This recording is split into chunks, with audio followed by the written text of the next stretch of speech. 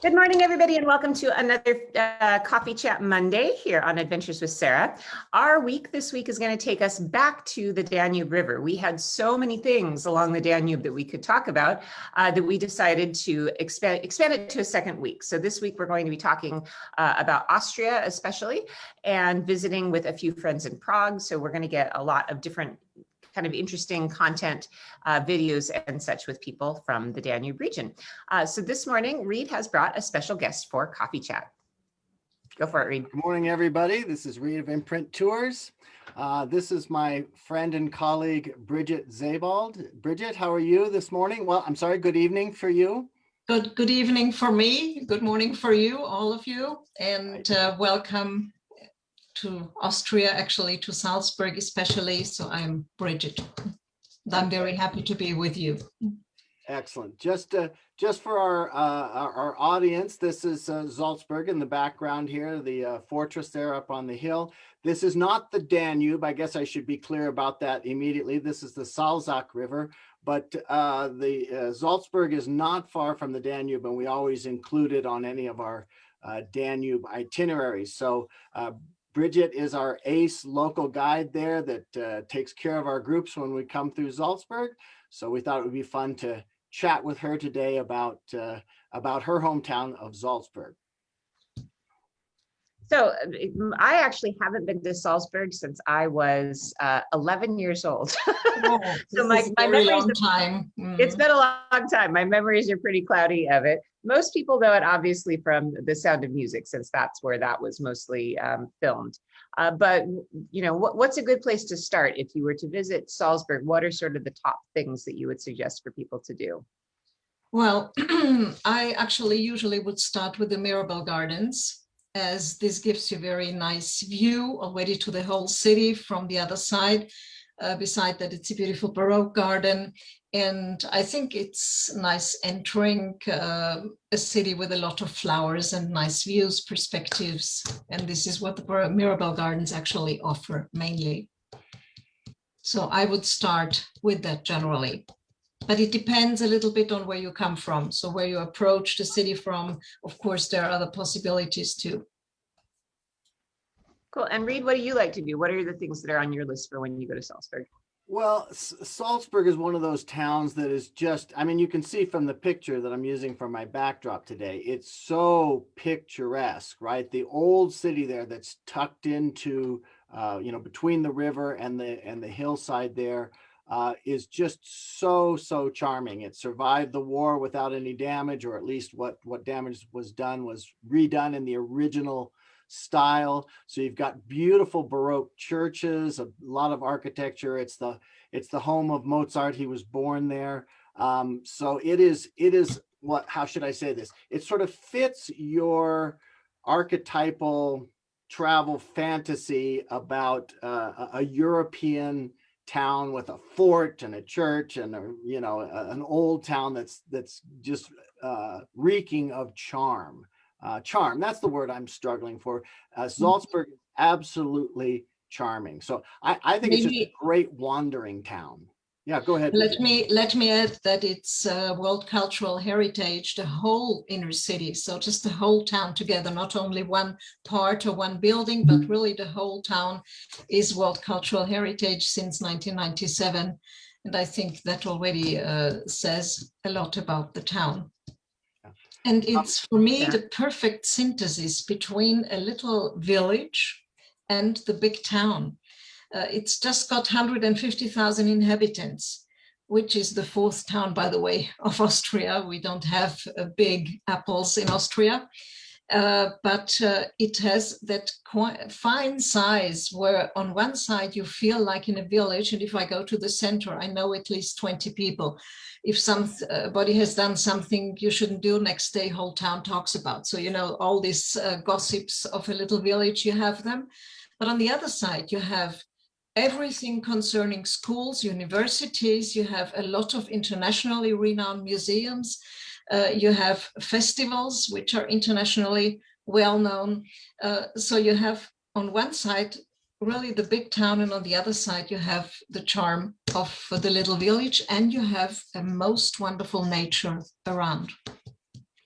Actually, Yeah. I was going to chime in on that on the practical side to say, I mean, the entire old town, you can walk from end to end in about 10 minutes, maybe 15 max, and the width is even less. So everything is just very, very close and accessible, including, as Bridget just said, the countryside, right? You can rent a bike there by the river and in 10 minutes be outside of the city and in the Salzkammergut, right? The hills are alive area around Salzburg that we all know from The Sound of Music, right? So, I'm sorry. And before I surrender the screen, one last, if I can be a little bit irreverent, Salzburg is always, no matter how I'm getting there, it seems to always be my first stop in Austria, and they've got a sausage there called Käsekreiner.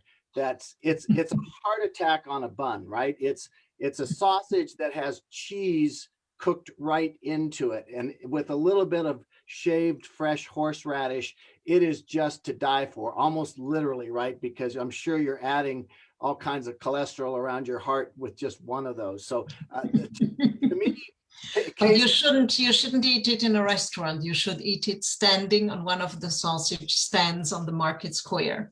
Yeah, or jogging, better yet, so that you're counteracting the effect. But I mean, it is just, I have to work at not having more than one a day while I'm there. So to me, that's just synonymous with Salzburg.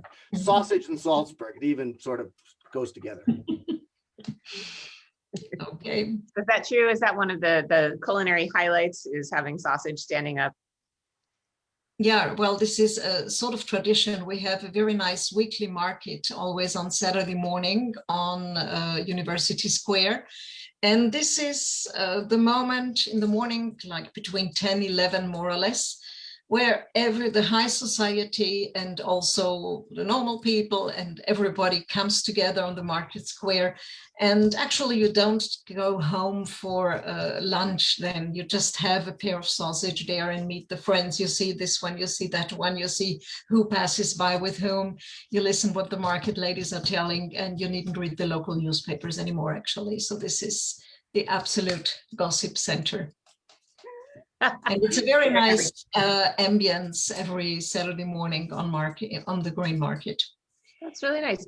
So how is Salzburg doing these days? I mean, is socialization starting up again? Very, very empty. We are still in a sort of lockdown, not really concerning the shops. They are open, but there is nobody there actually, or very few people only. And after all, what we do not have since a very long time is any kind of cultural events. We don't have any concerts, we don't have any theaters, we have gastronomic things closed, so no restaurant, not even a coffee house, not even a possibility to have a drink somewhere.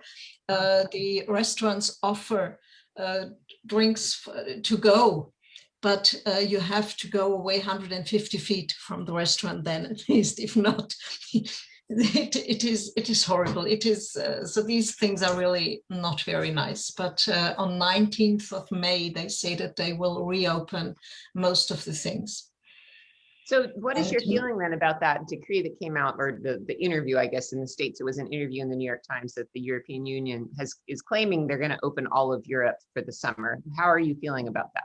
Well, on one side, I'm very much looking forward to the opening. On the other side, the numbers of infections are still pretty high in some parts, in many European countries.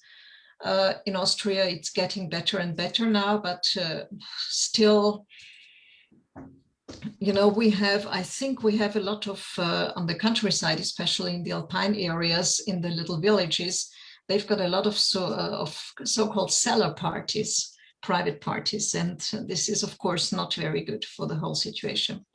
But meanwhile, many people have been vaccinated. So I got the first one too. So it's, this is kind of hope we all have. Yeah.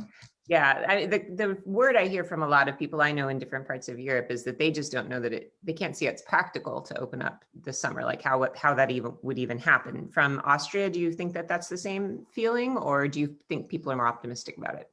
Well, I don't know.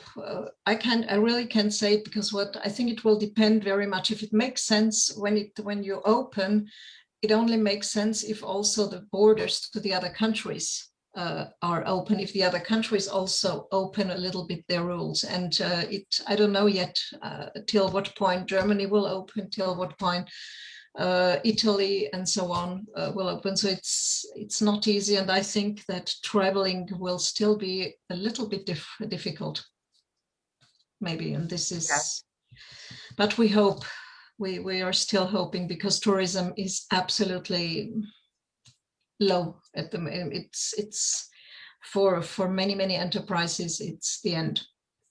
And See, tourism is my huge impression in is, Salzburg, isn't it? Pardon?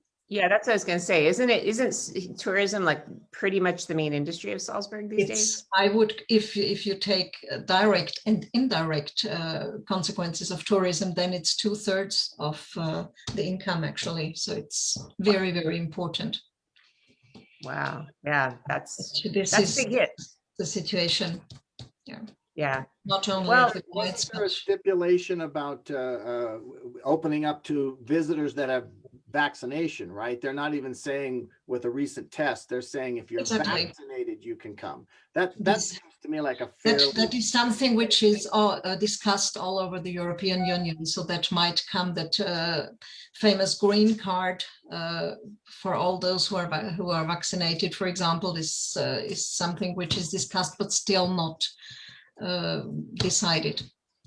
So that is certainly one of the possibilities. It's also, when the restaurants open, that only people who are vaccinated, tested, can use the restaurant. So that also makes it a bit difficult for the bosses of the restaurants as well as for the people. And it's a very special situation. And actually, we did not think last year that it would get so bad, the whole situation, because we were at the moment when we had a lot of hope already in July, August last year. The festivals, they were just wonderful, and opened up and gave example to many other festivals around Europe. And then in November, suddenly everything closed down again. And since then. So did you have the big music festival in 2020 there in Salzburg? Yes, we did. Yes, we did. And they had worked out a most wonderful concept. Nothing happened. The only thing is that, of course, the audiences were not full, so they just took half of the people in the audience, and they had a special plan how to sit. So you were not even allowed to sit beside your partner, because there was always one sit between you and the next one, and also in front, so that it was like a chess table, actually. But it worked tremendously well, and only those people who were really interested in and fond of music went to these festivals, of course, in this case, you see. And it was a very special ambience. Nobody dared to cough, of course. This was and you really could, you could hear falling down a needle. It was, and there was a tension, and also the musicians felt that. And I went together with my younger son, who has a Down syndrome. We went together to hear Beethoven's Ninth Symphony with Riccardo Muti and the Viennese Philharmonic Orchestra, and it was one of the most wonderful concerts I have heard in my whole life. Yeah.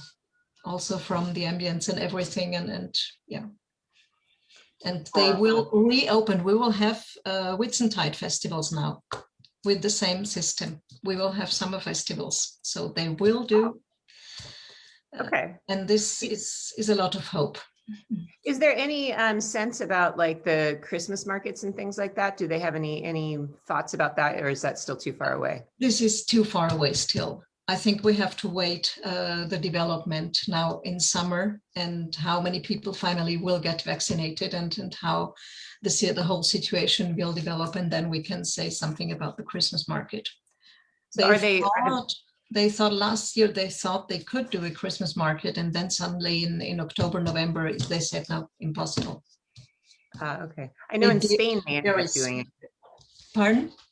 They did end up doing them in like Madrid. One of my friends in Madrid, Yeah. they said that. Well, they did them Madrid there, has I just read an article in the newspaper today about Madrid that they have opened everything, but they have absolutely troubles with their medical system. They are at the limits everywhere. So it's a lot of criticism towards the government to have opened everything, because on the other side they have an extreme high numbers of infection. And after all, a very many problems in the medical system after all. it's that conundrum. I mean, I think we all feel it. Those of us who depend on tourism for our livelihoods, like you need to get things moving, but on the other hand, if you open too early, it causes more of a problem. So yeah, no, I feel that. We have a question. We have a question from a viewer who is wondering, they say, I've heard there aren't vaccines available in Austria. Is that true? If what is able? Are there vaccines available? Is it easily available to get a vaccine in Austria? Well, not easy, because we only get the amounts of vaccines. Our doctors get them very slowly, but now they got a very higher number. And after all, the problem was also that AstraZeneca did not deliver what they had promised. And beside that, there are lots of discussions about AstraZeneca, till what point it's a risk or not a risk. And well, my eldest son and his wife were vaccinated with AstraZeneca, because most of the teaching personnel, they were all vaccinated in during the Easter week, and they got AstraZeneca. And well, they felt the consequences, but they didn't have anything bad. Well, it was 1 day, 2 days where they didn't feel well. My younger son with Down syndrome got this BioNTech Pfizer, and was vaccinated very early already. Also, my parents, who are 85 and 88 years old, were vaccinated already beginning March immediately. And my husband and me, we got the first BioNTech Pfizer now 2 weeks ago, and we'll get the next one end May. So it's I think at the moment, all those who want to be vaccinated will be vaccinated, at least I think till June, July.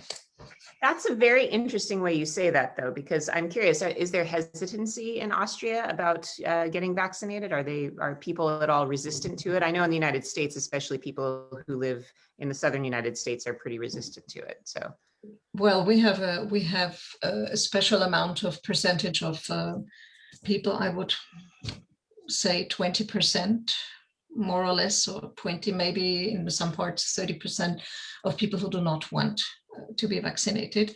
But I think there will come a moment when they will be forced finally, because if not, they will not be able to use an aeroplane anymore and such things, because the discussion is really in Europe to that if you want to fly somewhere, you only can do that if you have been vaccinated. So yeah, I think that's my feeling, is that the people who decide not to get vaccinated are going to that's going to be the end of their days of traveling. So it is what it is. I mean, however you feel about it. So that's definitely a discussion here in the United States too.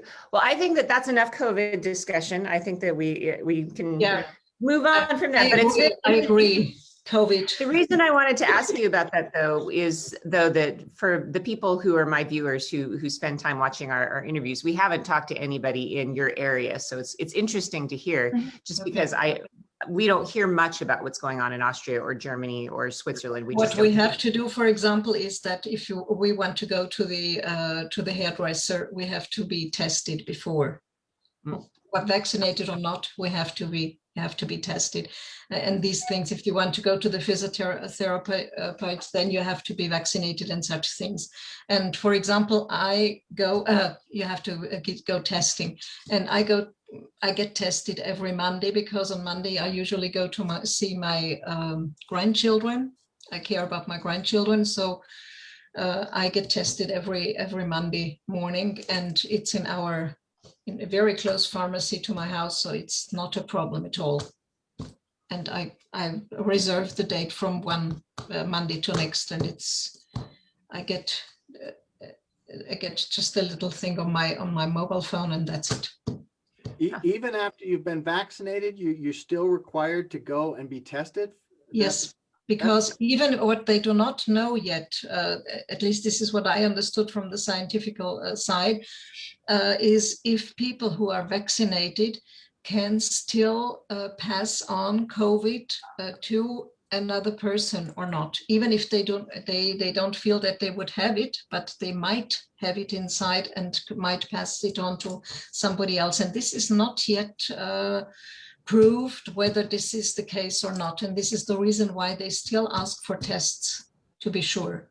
And there are some new mutations. Now we got a new one from India and have 2 cases in Salzburg and a few cases in Burgenland, which is East Austria, so in the Hungarian border.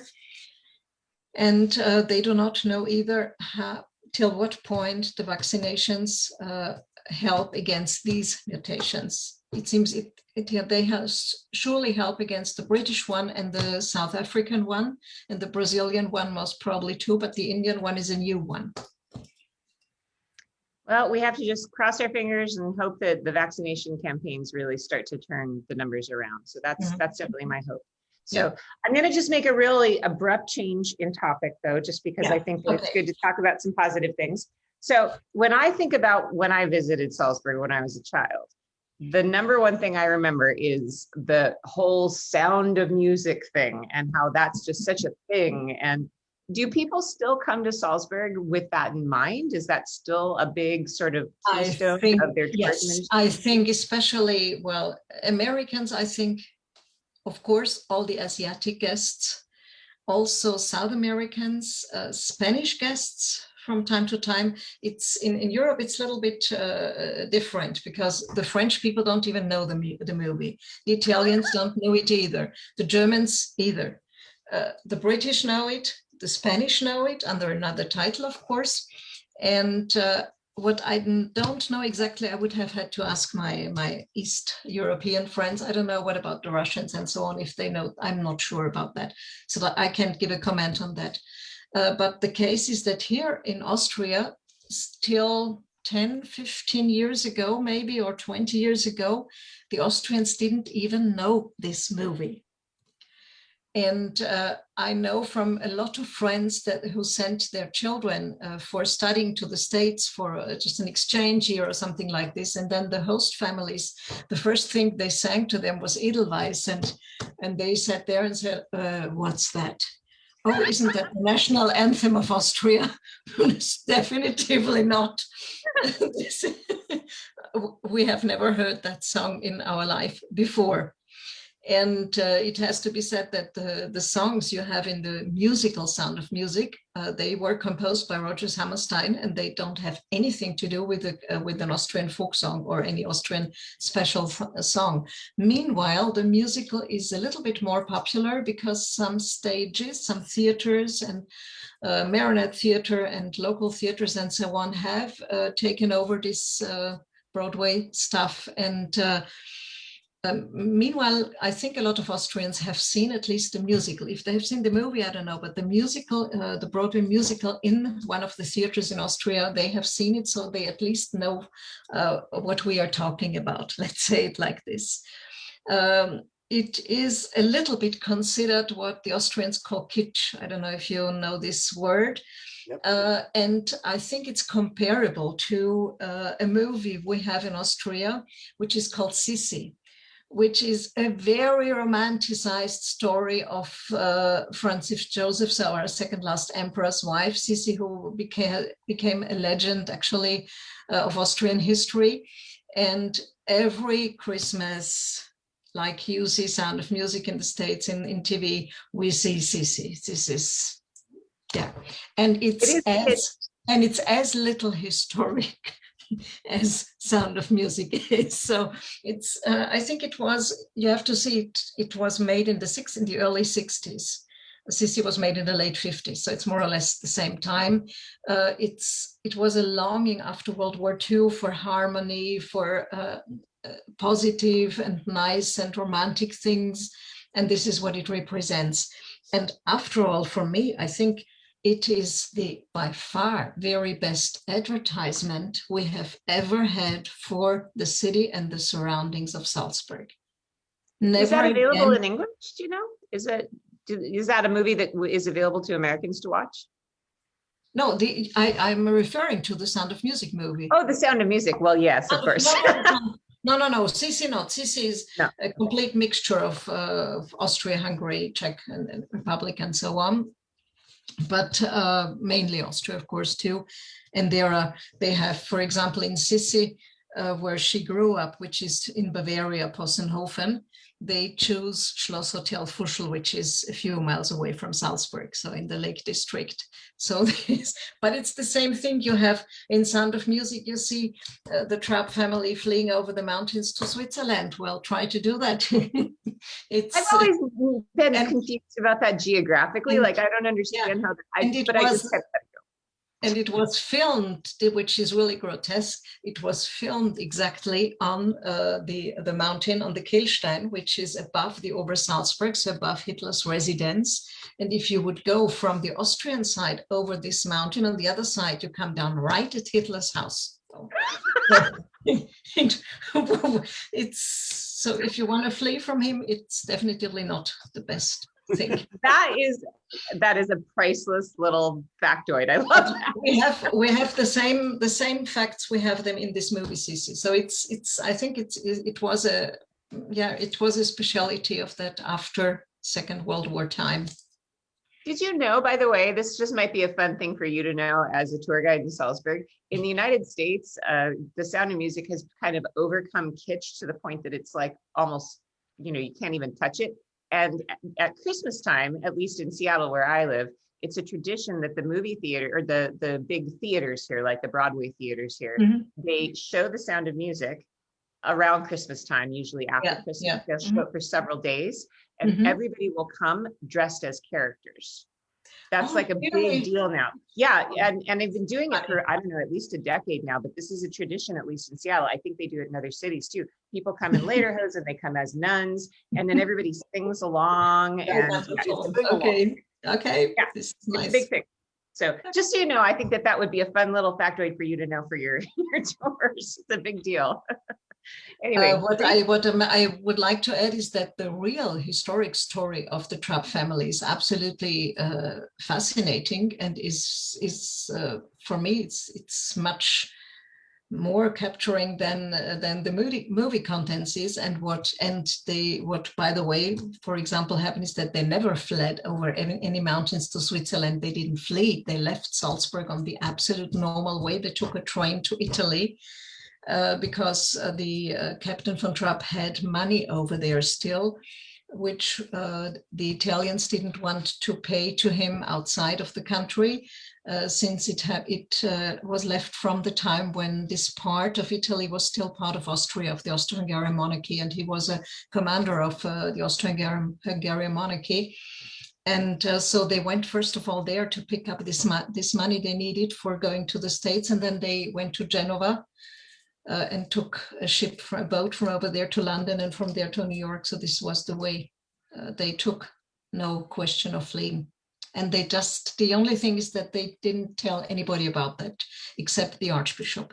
They had to ask the permission to take Father Wasner with them, who was the choir director, and the priest and monk of St. Peter. So they had to ask whether he was allowed. Normally, a Benedictine monk has the so-called stabilitas loci, which means the stability of his place. So a Benedictine monk doesn't enter the order, he enters the monastery, and there he remains for the rest of his life. So he had to ask special permission to leave Salzburg, therefore. And this was the only person who knew about that was the Archbishop. Not even their servants.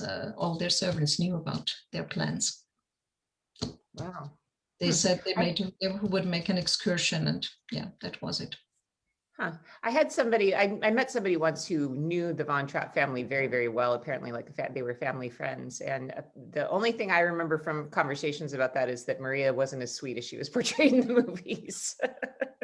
I think she was a very practical thinking lady, but I think quite tough, nevertheless, to do all they did. Yeah, that's what I've heard. Reed, did you have something you wanted to comment Yeah, on? well, I was afraid we might veer away from the Sound of Music and move on to other subjects. I think for Americans, this is an important piece of a visit to Salzburg, and it's very easy to kind of poke fun at it, but I'm telling you, I've had many groups in Salzburg over the years, and there have been times that I have offered to organize for the group a Sound of Music tour, and you know, out of 26 people, you always get 22 or 24, even if it's voluntary, even if they have to pay for it themselves. And it's always a fun morning. You know, a bus picks you up, you've got a local guide, you go and see all the sites from that were filmed in the movie or projected to have been take place in Salzburg, and then you go out into the countryside. You see the Exactly. where they You know, this is what I wanted to say, that the Sound of Music tour is a most wonderful mixture between city and countryside, and you have the possibility as a guide to tell a lot more. Of course, to show the sites, but you have the possibility, because you see so many spots, that you can tell a lot more about all these spots. It really gives you a very nice. The fine thing is that instead of taking the shortest way from the residence square to the Front Trapp's house, which is about 10 minutes, a quarter of an hour, they travel around in the whole Lake District, Maria. And so you see the Lake Wolfgang, you see Lake Fuschel, you see all those spots, which are really wonderful. And this is and you can use that for the tour, I think. This is because you see all these things. So what I wanted to say was that you know, I've done it many times. You cannot help but have fun on that tour. Of course. You know, and you know, Sarah, you mentioned the sing along at Christmas time and stuff. You know, always the guide has the music. And I've seen people, some of the most hard scrabble, grumpy tour members for the previous 10 days or 2 weeks or whatever, absolutely just let the facade down and sing and be happy. It's a feel good experience.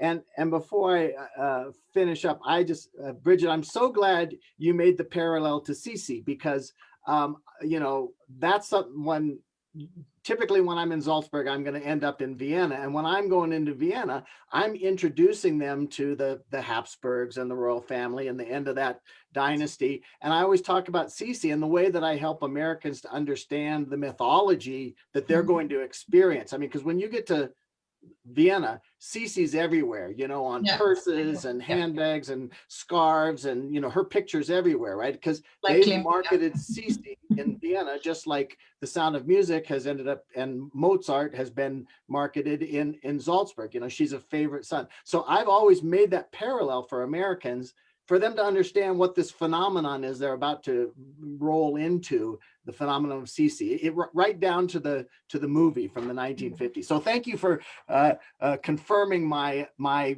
cultural connections that I made there. And I know I keep saying one more thing, but I keep thinking of one more thing. Bridget mentioned the Marionette Theater, that they do a production of The Sound of Music. The first thing I want to say is, for people who ever get to Salzburg, if you haven't been there before, if you get a chance to see the Marionette Theater, you have to go. You will very quickly suspend disbelief, and you'll be engaged in what's going on that stage. It's the skill level is unbelievable, what they can do with those marionettes. And of course, maybe you should say that the marionettes you see in the movie Sound of Music don't have anything to do. This is just a puppet theater, children puppet theater, what you see in the movie. The Salzburg marionettes, meanwhile, are also World Cultural Heritage, and they are really special. They give operas, ballets, theater plays with puppets which are, well, about 2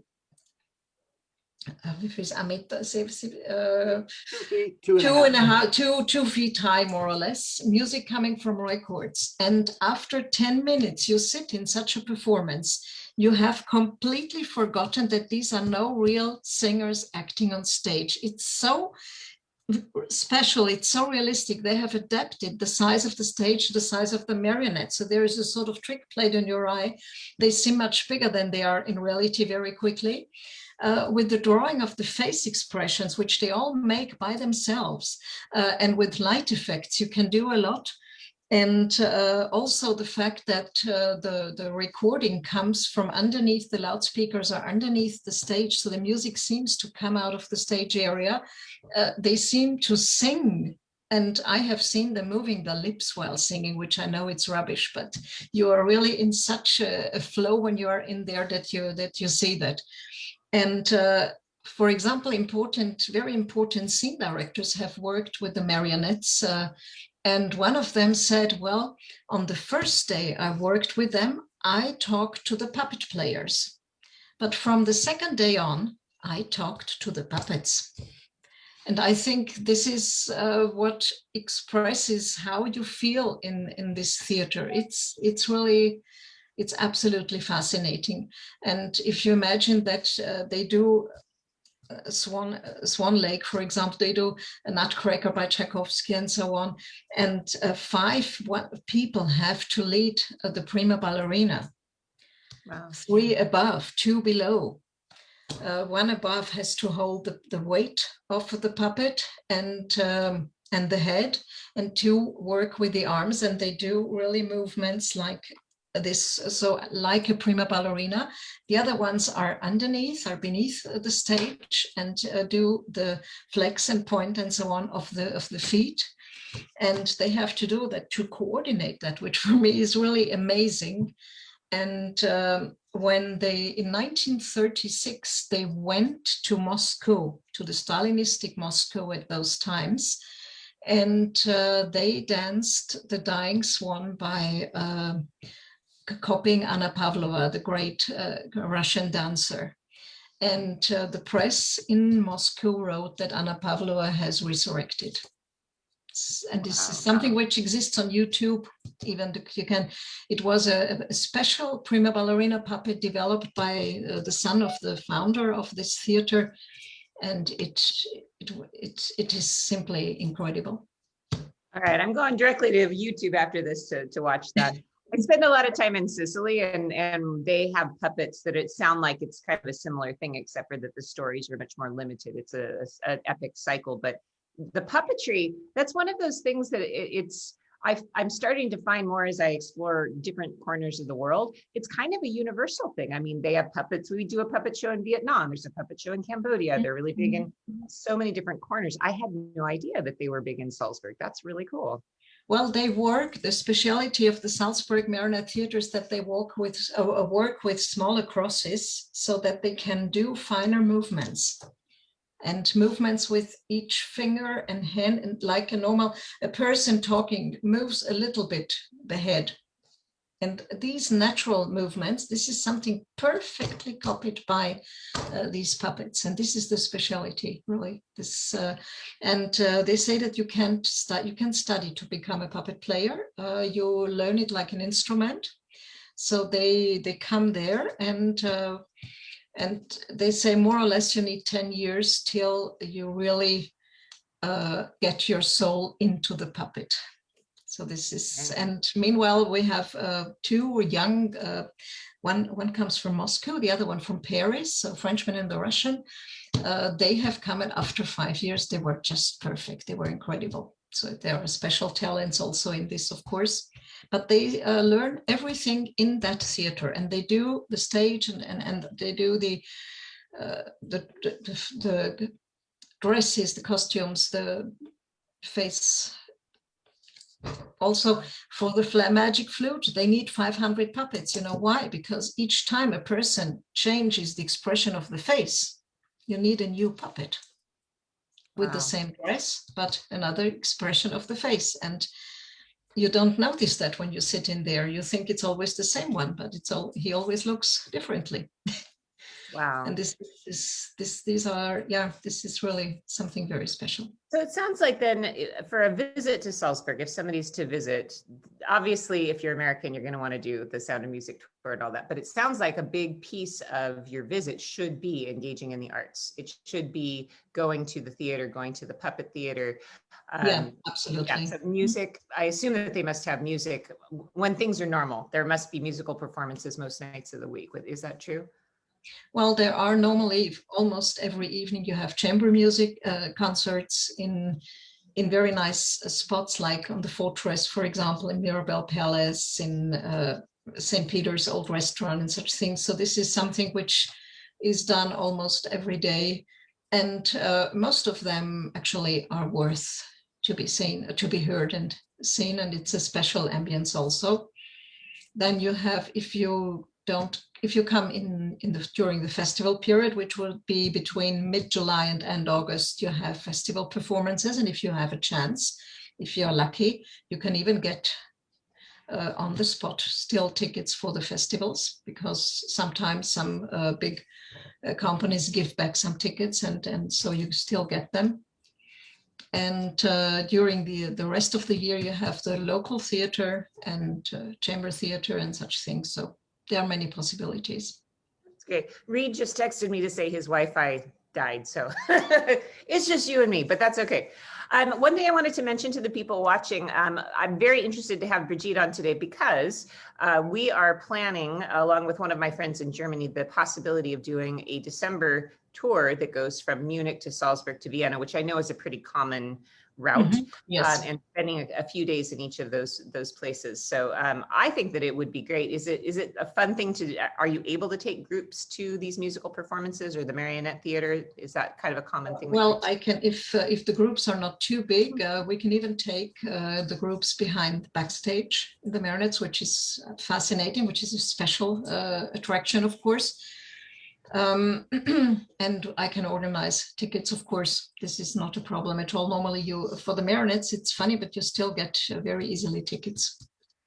Wow, that's great. All Yeah. right, well, that's going to be on my list of things that we're going to try to put into that tour. That's cool. And So, besides yeah, the other concerts where you have to look it up, it's we have to, or you tell me before. Sure. Okay. So I have a question for you. Concerts you would like. I have a random question for you, and this is from my son. My son, who's 16, he listens while I do these interviews, and he writes questions on pieces of paper for me for my guests. His question is, what is the difference between Austrian and German accents? Are they actually different languages, or are they the same language but with a different accent? It's the same language with different accents. And actually, if you travel around in the United States, you have different accents as well. If you compare British English with American English, you have once again differences. And within Austria, the Viennese German is not the same one as the Tyrolean one. If you listen to it, it's from the accent, it's different. If you write it down, it's the same thing. And also German and Austrian is the same language, actually. We have some special terms in food which the Germans do not know or use differently. We have some expressions a German might not understand, and vice versa. But it depends also on, even in Germany, a Bavarian doesn't speak as one from Berlin or from other towns. So it's within the countries you have different accents. What Reed asked me once a little bit, he said, I have been told that Austrians are more relaxed than their German cousins. And I think I would like to answer that question, and I would like to answer it with a little joke we used to tell in Austria. We ask, what's the difference between Austria and German sense of humor? Well, the Austrian exists. And I think this says a lot already. We have, especially in Vienna, a very special form, a sense of humor, which is very much influenced by the Yiddish, by the Jewish population, of the old Jewish population, who had a very special, wonderful cabaretists, wonderful sense of humor. and it's the so-called Wiener Schmäh. This is Schmäh. I think you can translate Schmäh. This is yeah, it's a joke, but it's a special word for joke. The Viennese joke is something very, very special. And in Austria, I think we are a little bit more relaxed and we don't take things so seriously. So we can laugh about ourselves very easily, and maybe also the warm, cordial hospitality is a little bit more typical for Austria. Yeah, well, they have such different histories, you know. Germany and Austria have never ever been really, I mean, they've never been the same country, so they've always been very different. And of course, Austria in the past, especially Prussia, and also because Bavaria, we have more, I think there is more things together with Bavaria, who are the direct neighbors, and you have more or less the same countryside, the same economical system. You have a lot of farmers still there. You have the same lifestyle, the same way of life. But the more you come to the north, the more different it gets. It's a completely different. Yeah, I get that feeling. The other thing that I understand about Austria, I've spent a lot of time in Tyrol, and I've often thought Tyrol, the Italian Tyrol and Austrian Tyrol, shouldn't those be their own country? That's always been my impression.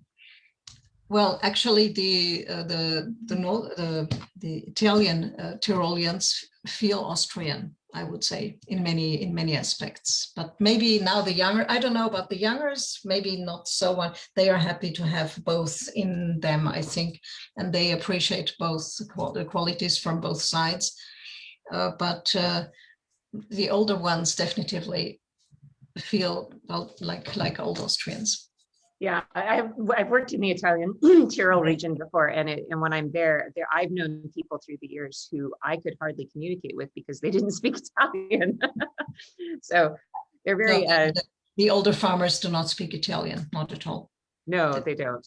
So on the other side, you have younger ones who do speak very little German only. So yeah. This also exists. So it's both sides. But you know, maybe one more thing about a difference between Austria and Germany. They call us very often the Latinos among the Teutons in Austria. So we are, which is not always positive, but well, but we like it. I consider myself that same way. I'm always attracted to like the Mediterranean style like countries. Well, and most of the Austrians too. So you're the Mediterranean Austrians, maybe not the Latin. You're just the Mediterranean Teutonics. How about that? That's right. I have a question from a viewer. She asks, does the different religions, Catholic versus Protestant, impact cultural differences in Austria versus Germany? The only thing is that Austria is was 80% Catholic for a very long time. And in Germany, you have vice versa, 80% Protestants, because the whole north of Germany is rather Protestant. Bavaria is mixed, is half-half more or less. And Austria was always more Catholic than Protestant. But I wouldn't consider that a big difference. Yeah, not a big cultural difference. No. So we have just a few more minutes, but I was hoping you could help me unravel a personal memory mystery. When I was a child, I was there, like I said, when I was about 11 years old. And I remember Salzburg very well because there was some kind of festival. And that festival involved us going to the river and watching them float candles down the river. Does that exist, or is that a memory in my mind that I've made up? That might have been a special festival of the water.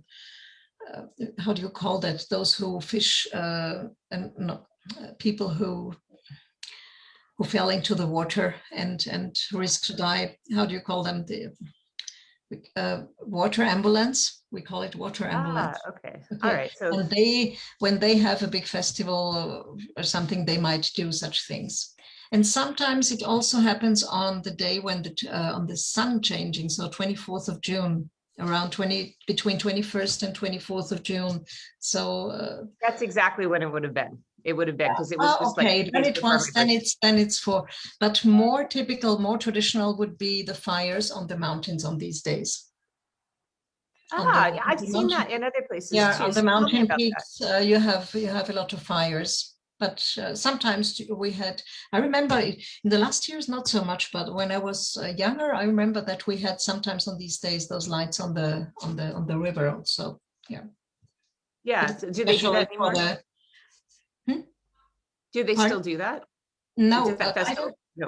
About I haven't seen it for a long time actually. This. Ah, okay. Yeah, I just remember that so clearly because when I was a child, it was my first trip to Europe and we'd been gone a really long time. And I was really upset that day because I wanted to go home. But then we saw this beautiful, I remember all these beautiful candles floating down the river. And I just thought that was Okay. so magical. So yeah, Okay. Salzburg's such an incredibly beautiful place. So.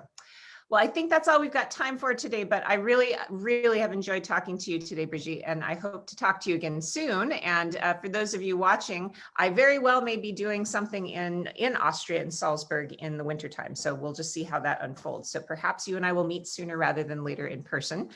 I hope everything goes well for you in Austria.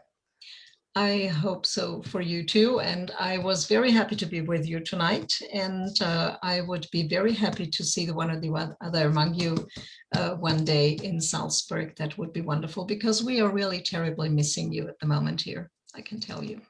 We're missing you too, believe me. Good evening. But at least this is a nice Bye. way to feel connected. Well, thank you so much for joining us today, Brigitte. And thank you to everybody watching. This week, we're going to be celebrating kind of Danube-ish destinations. I think we're going to be doing some cooking tomorrow with a friend from the Czech Republic. And we've got a couple of different walking tours scheduled for you. So join us again later in the week. Thank you so much. Okay, bye.